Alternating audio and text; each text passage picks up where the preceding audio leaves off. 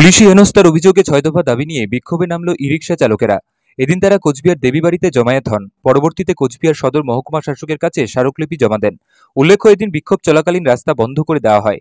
বিভিন্ন ই-রিকশা চলাচলও বন্ধ করে দেন তারা এবং যে সমস্ত রিকশাতে যাত্রী ছিলেন তাদেরও নামিয়ে দেওয়া হয়। এই বিক্ষোভ নিয়ে ই-রিকশা টোটো চালক ইউনিয়নের জেলা সম্পাদক পূর্ণচন্দ্র মণ্ডল জানান, পুলিশ ও প্রশাসন উভয়ই ই-রিকশা সংক্রান্ত আইন কানুন ভালোমতো জানান না। আমাদের জাতীয় সড়কের পথে প্রবেশে নিষেধ। বিভিন্ন জায়গায় পুলিশি অত্যাচারের শিকার হতে হচ্ছে চালকদের। তারা কোনো সিদ্ধান্ত নিতে পারছেন না। এগুলো বন্ধের দাবিতে আমরা আজ কোচবিহার সদর মহকুমা শাসকের কাছে স্মারকলিপি দিতে এসেছি। তিনি আরও জানান, পুলিশ প্রশাসন যদি আমাদের দাবিগুলো ঠিকমতো না মানেন তবে আমরা আরও বৃহত্তর আন্দোলনে নামব। হচ্ছে টোটো চালকদের উপর সরকারি জুলুমবাজি এই কয়েকদিন থেকে ব্যাপকভাবে চলছে।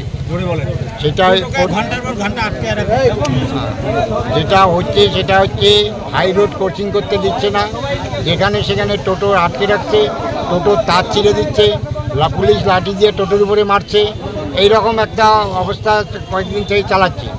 তার জন্য আমরা আজকে সবকে ডেপুটেশন দেবো যে অত্যাচারগুলো অবিলম্বে বন্ধ করতে হবে, আর যদি বন্ধ না করে আমরা বৃহত্তর আন্দোলনে যাব। আপনার প্রয়োজনীয় যে কোনো মাপের প্লাস্টিকের বোতল থেকে শুরু করে মাল্টিপারপাস জার স্বল্প মূল্যে পাইকারিতে পেতে যোগাযোগ করুন কোচবিহার চকচকা ইন্ডাস্ট্রি হাবের অন্তর্গত দাদাভাই সমিং এবং মা মনসা ভ্যারাইটিসতে।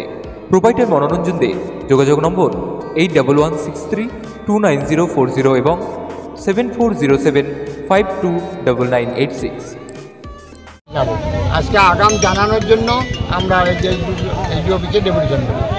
আমাদের দাবি হচ্ছে টোটো চালকরা দীর্ঘদিন থেকে লাইসেন্স নাম্বার প্লেট চাচ্ছে, তাদের লাইসেন্স নাম্বার প্লেট দেওয়া হচ্ছে, যে তাদের নাম্বার প্লেট দিচ্ছে।